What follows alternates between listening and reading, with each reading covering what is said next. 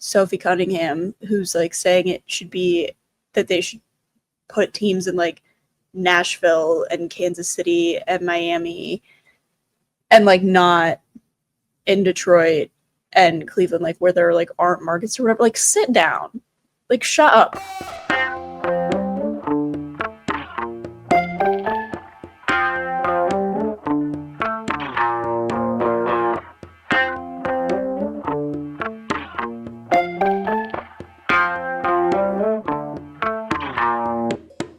Hello, and welcome back to Sarah Says So, your go-to show for women's sports news. Happy Saturday, everyone. I know it's a little bit of a different day this week, but we've still got a ton of stuff to discuss as usual. But before we get started, make sure you are following at Sarah Says So ETB on Instagram, Twitter, and TikTok, as well as wherever you get your podcasts. For today's episode, we're going to be talking a bunch about the WNBA, going over that new expansion news, Sue Bird statue, and the Commissioner's Cup results. The Women's Pro Baseball League announced tryouts this week, and the AUSL will return Monday in Rosemont, Illinois. So we're going to get right into it with the WNBA. So as I'm sure so many people, just like myself, are thrilled, the W announced that they're going to be adding 3 new teams between 2028 and 2030. So those are going to be franchises in Cleveland, Detroit, and Philadelphia. This is super, super exciting. Obviously, they added the Valkyries this year, but it's just like, obviously, like very clear proof of how much this league is taking off and how much interest there really is in this league for them to be adding these new teams. And so I think this is like just absolutely thrilling. The big question that I feel like a lot of people are going to be asking is like, how is this different from the 1998 to 2000 expansion? And I think like it's pretty easy to think about it in the sense where, like, if you look at how the W launched, they launched in 1997 with 8 teams, and then they added 2 in 98, 2 in 99, and 4 in 2000. But that expansion was really, really fast. And NBA franchises were originally supporting like their city counterpart, and some of those franchises weren't prepared to have and like financially support 2 teams at once. And so there were teams in Miami, Orlando, and Portland that only lasted for 3 seasons. And Orlando eventually like went on to become what's today the Connecticut Sun in 2003. But Miami and Portland both ended up folding. And obviously, like now we know Portland will be coming back soon. But just interesting if you think about the fact that like we had obviously like the original attempt to expand, and like I think it's really notable that some of the teams that they used to have, like Cleveland and Detroit, like those are teams that they're bringing back, even though like it didn't necessarily go well the first time, because they know that the issues there were in the execution, not in the fact that those were like bad markets for a W team or anything like that. And I mean, honestly, like the overall reaction to this news has been pretty positive, but like then you have like Sophie Cunningham, who's like saying it should be that they should put teams in like Nashville and Kansas City and Miami and like not in Detroit and Cleveland, like where there like aren't markets or whatever. Like sit down. Like shut up. Like it just like, why would you, as a well-known player in the league, like use like the time that you're asked about like this great moment of like progress relief, like why would you choose that moment to just like shut on it? Like Sophie Cunningham, sit down. Like she just like pisses me off. Like if you're gonna like have the nickname MAGA Barbie, like you can't be saying shit. Like shut the fuck up. Like oh my god, she pisses me off. Like it's just like why can't you just like say something positive, like instead of just like shitting on it? Like it's just, oh god, she pisses me off. Anyway, but like I said, so when the W first started in 97, Cleveland was one of those original teams. They folded in 2003, and then Detroit ended up moving to Tulsa in 2010, and then eventually became what is today the Wings. And so, like, that and the Orlando team, like, Orlando went on to become the Sun, and Detroit went on to become the Wings. Obviously, like, those two franchises are still, like, historically in existence, but those markets themselves don't have those teams. And so I think it's really exciting that they'll kind of like get that chance again. The only other times the W's expanded besides Golden State this year were Atlanta Dream in 2008 and Chicago Sky in 2006. So this is really like a new age of expansion, so to speak. And it's honestly like, I think like there's no better time to be doing it. We talked last week about how highly valued Golden State is like rated, or like how much the franchise itself is worth just in their first year. And so I think like with that in mind, like clearly like the exponential growth and value of this league is just like so incredible. I think this is the perfect time to really be capitalizing on that growth. The Valkyries paid an estimated $50 million for the franchise, while these three new franchises will pay an estimated fee of around $250 million. So again, just like really reflective of how the league is growing and how much interest there truly is in women's sport. But just in terms of like the team specifically, Detroit is going to be joining the league in 2029, and they were the first team to really like kind of shake things up in the W at the beginning of the league. There were really like established, like three like established teams that were like considered the strongest at the beginning of the W were Houston, LA, and New York. But and then the Detroit team, they went 0-10 in 2002, but then the coaching switch after that like really changed a lot for them, and they beat two-time defending champion LA in 2003 and went on to win in 06 and 08 as well. But the Pistons and Shock owner passed away in March 2009, and the Pistons like the estate of the owner sold the Pistons in 2011, and the Shock were sold in 2009. So it was really like upsetting for Detroit to have like a three-time championship team just go away. And I mean, this wasn't even something that I really like remembered until I was prepping for the show today and like kind of thinking about like, oh, well, what were those franchises like in those cities beforehand? So I think it's exciting for Detroit. Like, I think they deserve a win. I mean, I have like one friend who's a pretty big Detroit sports fan, and like after like everything happened with the Lions this year, like they need a win, and like I'm happy for them, and like I hope that they have like, I think that the city is gonna embrace this team, especially like knowing the history that they have with the league. And in terms of ownership, the ownership group is led by the current Pistons owner, Tom Gores, and then his wife and like a couple other people. So definitely like someone who knows what he's doing in terms of like experienced ownership. But like, again, just exciting to see more NBA teams supporting their like female counterparts in the W. It's not, I don't believe it's not a requirement anymore that has to like be the case the way it was when the W first started, but like the NBA is so profitable and so visible that like it's the least they could do to kind of like help the W out, so to speak, I guess. But in terms of Cleveland's going to be joining in 2028. So Detroit in 2029, Cleveland in 2028. But Cleveland was very different in terms of their W history. They didn't really have time to like establish a solid, like consistent culture really in Cleveland in the 7 years that they were a team.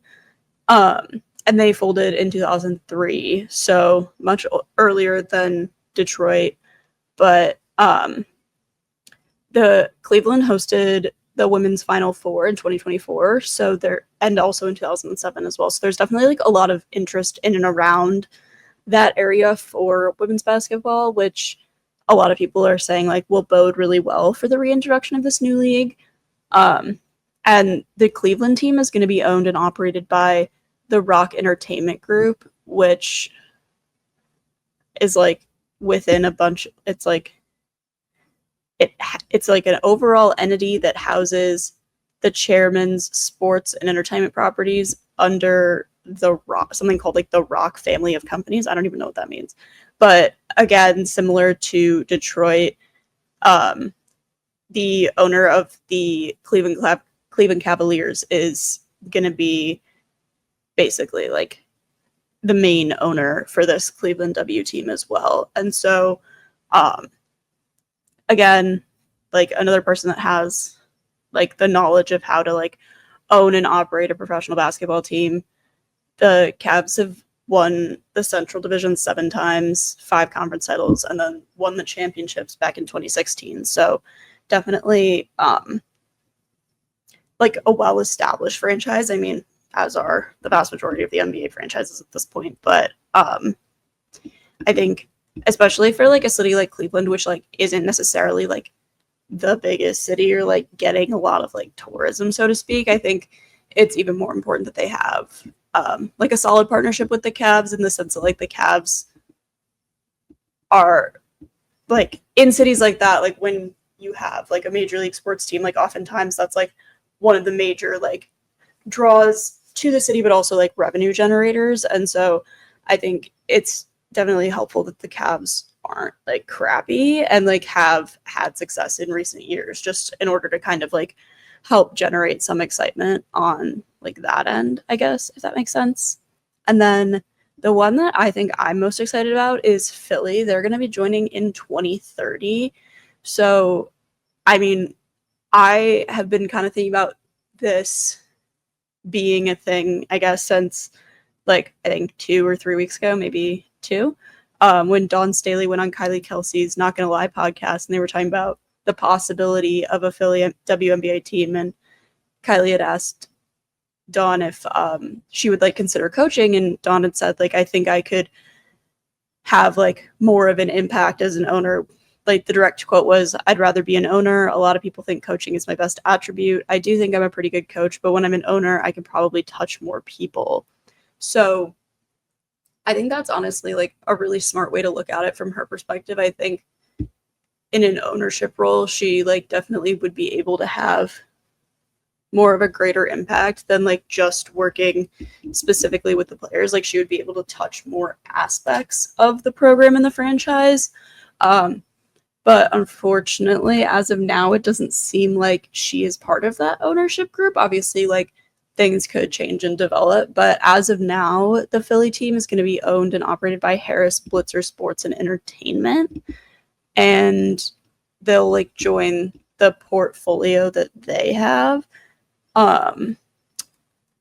which apparently is like pretty extensive. I don't even what brands. Oh, damn, they have like a lot. Okay, so within this like sports entertainment group, there's the 76ers, the Devils, the Washington Commanders, and then like Joe Gibbs race. There's like a bunch of like, I'm just on their website. They've got some random like, they're all just like logos and they're actually like really small. Oh, Crystal Palace FC's on here. But yeah, okay, so they have like a good amount of like sports teams and sports experience in terms of ownership. The WNBA league release literally just says dynamic global sports portfolio. I was like, I'd love to know what that means. Thank you, WNBA. But yeah, I think that'll be like interesting to see kind of how that develops, because it's owned and operated by this group, but like we don't know necessarily specifically like who's going to be doing what. And I think I would not be surprised if we saw Staley kind of like ending up having a stake in the team. I think that would be awesome. I absolutely adore her. There were rumors that, or not like rumors, like the Knicks had been discussing offering her like the coaching position, or did offer it to her. I don't remember, but I'm very glad that it appears that she is staying in South Carolina. I think it would be phenomenal for her to have an NBA coaching opportunity. Like, please do not get it twisted, but I would be very nervous that if she got hired by the Knicks and they had like not an amazing first year, that she would just get fired right away. And like, I would hate nothing more than the world like turning on Dawn Staley. I love her so much, and she has so much love for South Carolina, and I think like it would honestly like be a really big loss for their program if she had taken that next job. So as of now, it does not look like she will be doing that, and honestly, I'm like pretty pleased about that. But yeah, I do think that we can probably anticipate her having some sort of ownership stake in Philly in the future. But we'll kind of see how all of that unfolds. Last little thing on expansion, just like kind of thinking about Golden State. Obviously, that's the most recent expansion team. So just kind of thinking about how the expansion will compare to Golden State. ESPN had like a really great piece breaking down kind of the entire expansion thing by Michael. It's either Vopel or Vepel. I'm not really sure. There's an O and an E.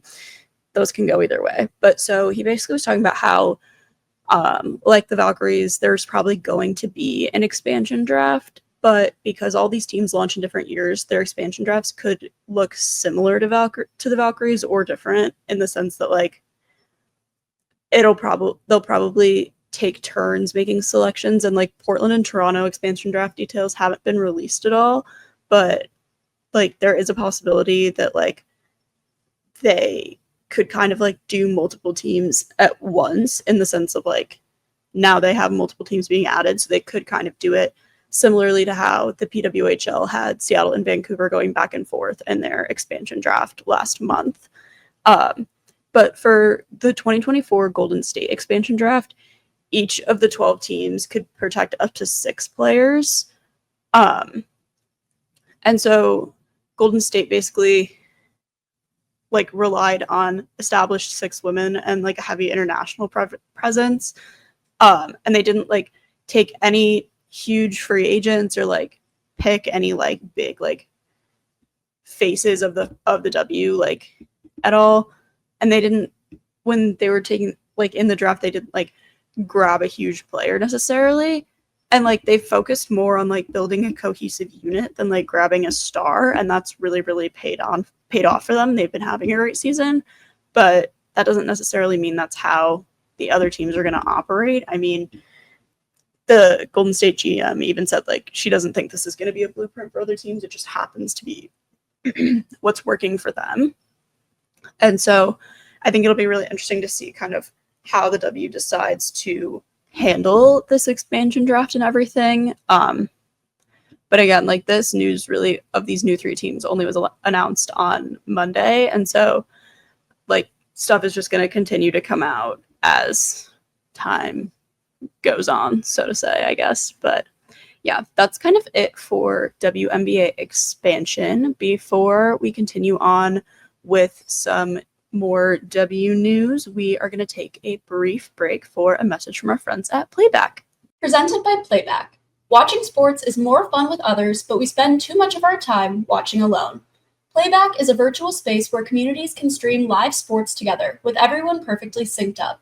Creators can hop on stage, deliver their own play-by-play analysis and commentary, and invite viewers up for Q&A. Playback makes watching sports fully interactive and a social experience. From playing fantasy sports, repping your favorite players and teams, and watching with the commentators and communities you care about, win or lose, sports are best enjoyed together. Join our community by going to playback.tv/ETB network to find out more, including our live stream schedule. And now back to the show. Welcome back. So we are going to talk about the Queen Sue Bird. She is going to be the first WNBA player to have a franchise dedicate a statue to them. So the Storm, in partnership with Climate Pledge Arena up in Seattle, announced Wednesday that they will be honoring Sue with a statue that'll be unveiled in August on the 17th at 10 a.m. I think this is so awesome. Like, I want to see more women in bronze. I don't even care if they're athletes. Like, I want more statues of women and put them up on like pedestals so that men can't like grab their boobs and like make the statue discolored, like that like poor Irish statue. Like literally, like I want every woman in bronze, like dead ass. Anyway, I'll get off my soapbox. But like literally, like when Dawn Staley got her statue, I was so freaking pumped for her. But I think this is a really, really awesome thing that Seattle's doing. I mean, if you go to like freaking Wrigley Field, there's like 6 or 7 statues like all around the stadium. They have like their little statue garden and Gallagher Way and things like that. Like, I want that same energy for these women's teams. And like, yes, this is statue 1. Yes, this is the first step, but like it just takes one for like more things to start. And so I'm like really, really hopeful that by Seattle doing this for Sue Bird, who literally could not deserve it more, that more franchises will hopefully follow suit. But Sue had like a really nice statement about the like news of the statues. She said, "For over 2 decades, the city of Seattle supported me both on and off the court. It's because of this community that Seattle will forever hold a special place in my heart. This statue isn't just for me, it's for anyone out there hoping to one day pursue their passions and live out their dreams. I'm thankful to the Storm in Seattle for this honor and can't wait to celebrate with my family, friends, and our amazing fans this August." So that unveiling is going to take place during a special conference at the West Plaza of Climate Pledge Arena. Never been there, couldn't tell you where specifically that is, but if you're in Seattle and you want to go, I feel like that's like public. Like if it's just the West Plaza, that seems like you could go and watch it. Yeah, immediately following the press conference and the unveiling, fans are invited to enjoy a free community fan fest beginning at 12. It's encouraged for fans to arrive early and participate in the activities leading up to the Forever Sue game presented by BECU at 3. That's cool that they're doing a Forever Sue game. That's sweet. I like that a lot. But yeah, I think this is really great. Like, not only for Sue as a player, but just like another step forward in like women's sports as a whole. And I really liked what the Storm president and CEO Alicia Valvanis had to say too. She said, "Sue's legacy isn't just written in championships, it's woven into the fabric of Seattle. Her leadership transcended basketball and helped shape a cultural shift, one that expanded who gets to lead, who gets seen, and who gets celebrated.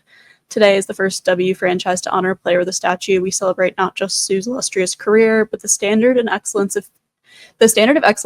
and future she helped shape for the next generation of athletes, leaders, and advocates. The statue is more than a tribute. It's a promise that what Sue stands for will keep rising, and young people, especially girls, will always see themselves in greatness." I love it. Like, that total, like, obviously, like, yeah, it's a statement. Like, she's the CEO and, like, main person. Like, she's media trained. We know. But, like, I loved that. Like, I like when you can tell, like, that the front office genuinely cares. And you get that a lot more in women's sports than you do in men's sports, I think. So, yeah, just really, I mean, I've said it probably like 12 times now, but I am really excited for Sue. I think this is some really, really awesome news, and I'm excited to see who could be the next statue. But in other news, the Commissioner's Cup is officially over. That happened on Tuesday. Tuesday the 1st. My brain's all over the place. But the Fever won. They pulled off a really big upset over the Lynx, who were really, really heavily favored, especially because Caitlin Clark was out in that game. She has a groin strain, so she's been out for multiple games now, and they actually announced Wednesday that she will miss her 4th consecutive game with that strain. And they're just kind of like taking that day by day. But in terms of the Commissioner's Cup game, the Fever put together like a really, really impressive defensive effort to win their first franchise Commissioner's Cup, and Natasha Howard was named MVP after finishing with 16 points, 2 rebounds, 4 assists, and 2 steals. They had 5 players score in double figures, including Aaliyah Boston, who added 12 points, 11 rebounds, and 6 assists. And it's even more impressive when you consider that, like, the Lynx are a league leading 14-2 this season, and they're a perfect 8-0 at home. And so they, like, were going to be heavy favorites to win this match no matter what. But, like, with Clark out as well, they're like, favor betting, whatever the hell, jumped to 8.5 point favor. Like, they were favored at 8.5 over the Fever. And so, like, that's pretty significant. And, like, at first in the game, the Lynx had, like, I think a 13-point lead at some point in the second quarter. And, like, at first it kind of seemed like they were going to be, like, that 8.5 should have been a lot higher. But they, like, didn't come back in the second half the way that everyone really expected them to. Like, they scored 59 points, which were the fewest they've scored all season, and they were shooting 34.9, which was also a season worst, which is crazy. They had 16 turnovers, and the Nafisa Kalia, who's the MVP frontrunner, 5 of those turnovers were from her, and that was her worst outing of the season. And so it was a very interesting game to watch in the sense that, like, Indiana really, like, turned it on when they needed to. They kept their defense strong, and they did it all without Caitlin. But also Minnesota just didn't really look like Minnesota. So definitely an interesting game to watch. Indiana's win does mean that no team has ever gone back-to-back in the Commissioner's Cup. If Minnesota had done it, they would have been the first team to do that. And, like, I guess, like, I feel like a lot of people are like, oh, like, the Fever, like, it's so impressive that they did this without Caitlin. Like, I agree, for sure. Like, I think that, like, I would have obviously, like, thought the Fever would have had a better chance with Caitlin as well. But, like, I think it's really important to, like, not just gloss over, like, how good the performances of Natasha Howard and Aaliyah Boston were, as well as, like, everyone else on the Fever that was, like, really just producing on Tuesday night. I think, like, if we're just going to focus on, like, the Caitlin Clark being out thing, then that, like, is really a disservice to those players who did, like, step up in her absence and, like, really turn it on. But as for Caitlin, as of Sunday, after practice, she said she was day by day. She said, doing everything I can to put myself in a position to play the next game every single time. That's always my goal, is to be available for the next game, doing everything I can with the medical staff to be able to get my body right to be able to do that. But yeah, I feel good just going day by day. And then, like I said, they announced Wednesday that she's going to miss her 4th consecutive game with the groin strain. She's been, like, lightly playing in practice and stuff, but the coach said her goal is that she doesn't want it to be something that, like, lingers if she like, brings Caitlin back too soon. They want to make sure she's 100% ready to go and that her long-term health and wellness is at the forefront. So, I mean, like, obviously you would want any coach to prioritize that, but especially with, like, your stars, I feel like there are a good amount of coaches that actually don't do that. So definitely good to see from Fever coach Stephanie White out there. But in terms of games this weekend in the W, Friday is a holiday, so no games then. And then today, Saturday, you will have 2 games at 6 and 7 Central. At 6, you have the Los Angeles Sparks at Indiana Fever. And then at 7, Golden State Valkyries at Minnesota Lynx. Then on Sunday, you have 3 games. At noon, Seattle Storm at New York Liberty. At 3 p.m., Las Vegas Aces at Connecticut Sun. And at 6 p.m., Chicago Sky at Minnesota Lynx. So, good amount of games to be watching once you're done with any firework festivities that you may have on Friday. In terms of, that is, oh my gosh, losing my train of thought all over the place. That is all the WNBA stuff we have today. But before we wrap up, I have 2 more fun things to talk about. The Women's Professional Baseball League has announced Wednesday that they're holding their first ever tryouts next month in August. So those are going to be held in DC at Nationals Park and Nationals Youth Baseball Academy from August 22nd to 25th. And over 600 people have already registered. So that's like really exciting. Obviously, like I've talked a lot about the Athletes Unlimited softball league. Those are very different things. Like, please do not get it twisted. They are both women's ball leagues, but there's baseball and softball, and they are very, very different. So the WPBL will be launching next summer with 6 teams and will become the first women's professional baseball league in the US since the All-American Girls Professional League, which was operating from 1943 to 54. And that's, like, if you've seen the movie A League of Their Own, that is about the All-American Girls Professional League. So they have like a good amount of like advisors from like that are connected to the baseball world and things like that. They have Japanese pitcher Ayami Sato, who became the first woman to play in a men's professional league in Canada in May, and then also a couple former MLB managers on their advisory staff as well. And in May, they actually announced a partnership with the production company Fremantle, which will produce and distribute game broadcasts, secure sponsors, and market the league, among like some other responsibilities. But I think that's a really good like move for them, just in terms of getting the visibility out there more. I do like find myself wondering whether or not they were in any discussions with or had the opportunity to potentially make a deal with MLB and like MLB Network the way that AUSL did. But also like I'm not entirely sure how many like if MLB would have like the bandwidth to take on 2 leagues in that sense, and if they don't, like I'm curious as to what like like how they came to the decision of which one to pick over the, or like if that was even a discussion. I don't know. Like that's literally all just like my own random speculation. But I think that these tryouts are really cool. So the first part of the tryout will be at that Nationals Youth Basketball Academy for the first 2 days. So August 22nd, or first 3 days, excuse me, the 22nd, 23rd, and 24th. And that'll be like drills and performance testing. And there'll be a team that's like evaluating and making cuts. And then on that last day, the 25th, Nationals Park will host live gameplay, and they'll make final cuts to determine the 150 players eligible for the draft, which will happen that fall.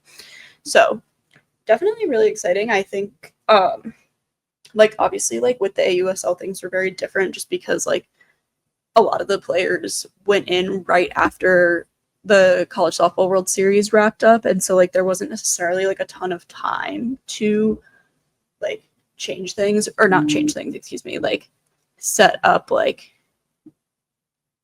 a more extensive draft process, so to speak. But like I think that what this league is doing is really, really interesting with like having it be drills and testing all to like kind of denote draft eligibility. I think like I wonder like if they're capping the registration at all, because like right now over 600 people have registered, but I'm curious as to like if that's the cap or if like more people will be able to and anything like that. And I think it'll be also, if they're doing 150 eligible players and they're starting with 6 teams, that like at its base would be 60 like people on a roster per team,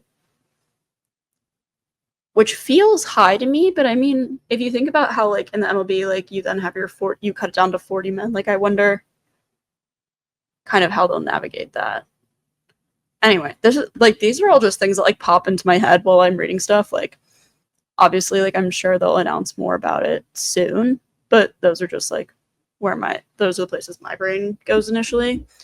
But speaking of AUSL, we are going to talk about them really quick before we wrap up. So as a reminder, that is the Athletes Unlimited Softball League that launched last month under the direction of Commissioner Kim Eng, who is the former GM of the MLB's Miami Marlins and my idol. Love her. Shout out.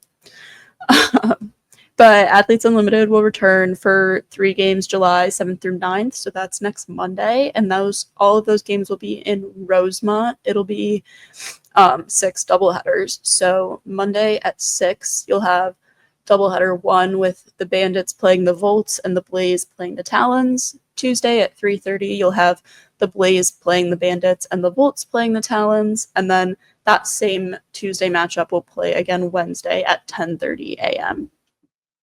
As of now, the standings are like pretty like interesting in this. Like, I mean, it's only 4 teams, but the Bandits and the Talons are both 9-3, so they're just kind of chilling up there. And then you have the Volts who are 4-8, and then the poor Blaze who are 2-10. So it's actually like pretty distributed. Obviously, like with the exception of the 2 top teams being tied, they're like the Bandits and the Talons. You have those 2 right now, at least as like clear front runners, and then the Volts and the Blaze are obviously struggling a little bit. So it'll be kind of interesting to see how that continues to develop over the summer and how that will like develop in the future too. Like if in season 1, like we'll like from after this, like obviously this is season 1, like if in season 2 we'll see like the teams from 1 that were strong continue to be strong.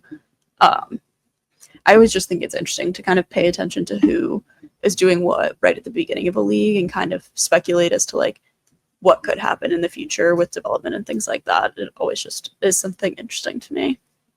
But that is all I have for you today. So thank you so much for listening to episode 7 of Sarah Says So on this very special Saturday edition. As a reminder, if you aren't, make sure you're following at Sarah Says So ETB on Instagram, Twitter, and TikTok, as well as all podcast platforms. And you can watch the show every week at youtube.com/ETB Network. Thanks so much, and I'll see you next week.